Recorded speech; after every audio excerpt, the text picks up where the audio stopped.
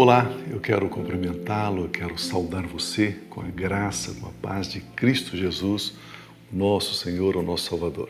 Sempre muito bom poder falar com você, conversar com você a respeito da Palavra de Deus. Jesus Cristo, certa feita, disse: passarão os céus e a terra, mas as minhas palavras permanecerão para sempre. Como é importante, como é gostoso a gente estar envolvido, engajado em coisas que permanecem para sempre. Não coisas que acabam, não coisas que passam, mas coisas que permanecem para sempre. Você que está no Brasil, fora do Brasil, tem pessoas que moram fora do Brasil e que ainda não domina a língua do país em que está e faz desse nosso projeto o seu culto semanal, o seu tempo de estar lendo a palavra, meditando e esse tempo de comunhão com a gente. Então é muito bom, é uma alegria poder estar compartilhando a palavra de Deus com você. Eu quero conversar com você um pouquinho baseado no texto de Marcos, capítulo 11, e quero falar um pouquinho sobre fé. Nós sabemos que fé é um assunto bastante amplo, sabemos que a Bíblia fala sobre a fé salvadora, a Bíblia fala da fé, dos dons da fé que opera milagres, maravilhas. Então existem alguns tipos ou algumas aplicações, conforme alguns autores preferem, sobre a nossa fé. Mas esse texto de Marcos 11 está dentro daquela experiência que Jesus vai buscar figo numa figueira, não tendo, só tendo folhas. O texto sagrado diz que ele disse para a figueira: nunca ninguém jamais coma fruto de ti. Aí a figueira então secou. E passando então o outro dia, no dia seguinte, quando saíram de Betânia, então ele passa ali com os discípulos e viram que a figueira secara desde a raiz. Então Pedro, lembrando-se, falou: mestre, eis que a figueira que amaldiçoaste secou. Na verdade, quem disse que Jesus amaldiçoou a figueira foi Pedro. Jesus disse: nunca ninguém jamais coma fruto de ti. Jesus não disse: seca-te. Não foi isso que Jesus disse. Disse: se você produzir fruto, ninguém vai comer. Okay? Então, ninguém coma fruto de ti. Aí Pedro disse: o Senhor amaldiçoou e ela secou desde as raízes. Ao que Jesus disse: tenha a mesma fé que Deus tem. Mas Pio, Deus tem fé? Claro, a Bíblia diz que aquilo que não é de fé é pecado. Né? A Bíblia diz, por exemplo, que Deus não pode mentir. Por que Deus não pode mentir? Porque Ele é proibido de mentir? Não, porque se Deus disser algo que não existe, passará a existir. Né? Se Deus disser assim: olha, ali atrás daquela montanha tem um rio. Se não estivesse o rio, ao momento que Ele declara, passa a ter um rio. Então Ele não mente. Porque tudo aquilo que ele diz acontece. Por isso que Deus não mente. Mas o texto diz assim: tende a fé de Deus. E aí o texto continua dizendo o seguinte: Jesus, porque eu em verdade vos afirmo, se alguém disser a este monte: ergue-te e lança-te no mar, e não duvidar no seu coração, mas crer que fará o que diz, assim será. Se você crer que vai acontecer o que você está dizendo, assim será. Se você não duvidar no coração. Nós sabemos que nós somos formados de espírito, alma e corpo. Quando nós aceitamos Jesus, né, quando nós cremos em Cristo Jesus, o Espírito Santo vem habitar nosso espírito, ou seja, nascemos de novo. O novo nascimento é no espírito, não é na alma e não é no corpo, é no espírito. A alma é a mesma, o corpo é o mesmo. Né? Eu brinco, eu digo o seguinte: imagina que uma pessoa tem 120 quilos. Ela aceitou Jesus hoje. Amanhã ela está com 80 quilos? Não, amanhã ela está com 120 quilos. Né? O corpo é o mesmo, mantém-se o mesmo. E a alma também. Por isso que em Romanos 12 diz que nós precisamos renovar a nossa mente. Ou seja, precisamos estudar a palavra, crescer na graça e no conhecimento de Cristo Jesus, para podermos mudar a nossa mente, ter uma metanoia, pensar conforme a palavra de Deus pensa. Mas o nosso espírito é uma nova criação. No nosso espírito, o Espírito Santo habita. É o santo dos santos do templo que somos nós. E o texto diz que se não duvidar no coração. Paulo, escrevendo aos Romanos, capítulo 10, diz: com o coração se crê.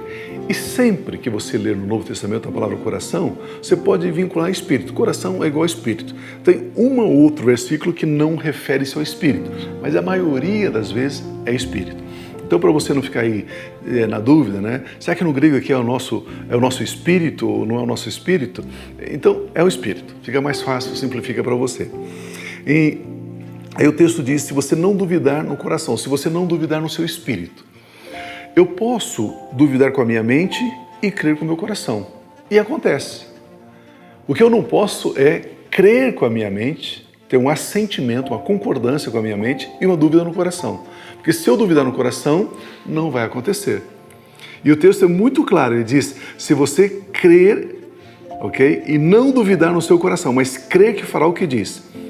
Se você crer que vai acontecer o que você está dizendo. Ou seja, eu creio que vai acontecer o que eu estou dizendo. Assim será. Esse texto está dizendo o seguinte, assim será, aí você vai crer. Não. Primeiro você crê e você não duvida. Mas, pastor, será que eu estou duvidando? Eu vejo que um grande teste para você saber se você duvida é a quantidade de perguntas que você faz. Quanto mais perguntas você fizer, mais dúvida você tem. Mas então eu não devo perguntar? Não é isso que eu estou dizendo. Eu estou dizendo que a quantidade de perguntas que você faz denota o quanto você duvida.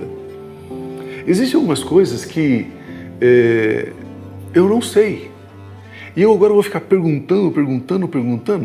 Por que não focar, colocar energia, colocar atenção, prática naquilo que eu já sei? Por que não viver em cima daquilo que já está revelado? Então, se eu fico perguntando, é porque eu tenho dúvidas. E se eu tenho dúvidas, eu não creio. E se eu não creio, não vai acontecer aquilo que eu disse. Quase que montar uma continha aqui, 1 mais 1 mais 1 mais 1. É esse o resultado aqui. Por isso vos digo, tudo quanto em oração pedirdes, crede que recebeste, será assim convosco. É o que o texto diz. Então eu preciso caminhar em convicção. A Bíblia diz, a fé vem pelo ouvir, ouvir pela palavra de Deus, pela palavra de Cristo. Então você ouve a palavra. Como é que você vence a dúvida? Com conhecimento. A dúvida se vence com conhecimento. Você conhece e aí você não duvida. Por exemplo, você vai entrar no seu carro, onde você está em determinado local, para ir para a sua casa. Você duvida que você vai chegar na sua casa? Não. Por quê? Porque você conhece a trajetória, você sabe dirigir o carro. Então o conhecimento manda embora a dúvida. E é interessante que a dúvida é a falta de conhecimento, a falta de revelação no nosso coração, no nosso espírito. Então, ao invés de eu ficar caminhando naquilo que eu não sei, eu vou caminhar em cima daquilo que eu já sei. Jesus me ama, por exemplo. Eu fui justificado, por exemplo. Nenhuma condenação há sobre a minha vida. Isso eu já sei. Eu sou uma nova criação em Cristo, as coisas velhas já passaram. O Espírito de Deus habita no meu espírito, o anjo do Senhor acampa ao meu redor. Então existe tanta vida, tanta verdade revelada para eu e você vivermos, e não vale a pena gastarmos tempo naquilo que nós não sabemos ainda. Aquilo que nós não sabemos, com a nossa caminhada, com a nossa trajetória, nós passaremos a conhecer. Pense nisso. Considere essas coisas. Viva em cima daquilo que você já sabe. Colossenses fala sobre isso, Permanecemos naquilo que nós alcançamos. Você já alcançou essa revelação? Então viva essa revelação. Você tem alguma dúvida sobre louvor e adoração? Não. Então louve e adore. Você tem alguma dúvida sobre a leitura bíblica, a importância de ler a Bíblia? Não tem. Então leia a Bíblia. Amar os outros. Ame. Você tem alguma dúvida sobre perdão? Não tenho. Eu sei que eu tenho que perdoar. Então perdoe. Vamos caminhar naquilo que nós já aprendemos, já alcançamos, e aí nós não permitiremos que a dúvida assole o nosso coração. Amém, amados? Eu quero orar com você. Antes, porém, eu quero lembrar do nosso e-mail, abatv@aba.org.br, o nosso Facebook, você pode entrar lá e acessar a igreja em sua casa. Envie o seu e-mail para nós, se você quer compartilhar alguma necessidade, e com certeza, nós estamos aqui para apoiá-lo em o nome de Cristo Jesus. Vamos orar. Pai de graça, Pai de amor, muito obrigado. Muito obrigado porque o Teu Santo Espírito, Ele abre os olhos do nosso coração, do nosso entendimento, para conhecermos os mistérios do Teu reino, a gloriosa esperança que temos em Cristo Jesus. Por isso, Pai, a minha gratidão por cada pessoa que está me acompanhando agora. Pai, que toda a dúvida seja agora debelada, banida em nome de Jesus, e que possamos caminhar na confiança daquilo que já alcançamos, já foi revelado a nós. A confiança de que o Senhor nos ama, a confiança de que nós estamos alicerçados na Tua graça, no Teu amor, não é pelas nossas obras, é pelo Seu imenso cuidado. Pai, que isso seja assim. Nós oramos agradecidos em nome de Cristo Jesus. Amém. Amém. Permitindo Deus, voltaremos então na próxima semana com mais um projeto, mais um programa, A Igreja em Sua Casa. Permaneçam abençoados em nome de Cristo Jesus. Amém.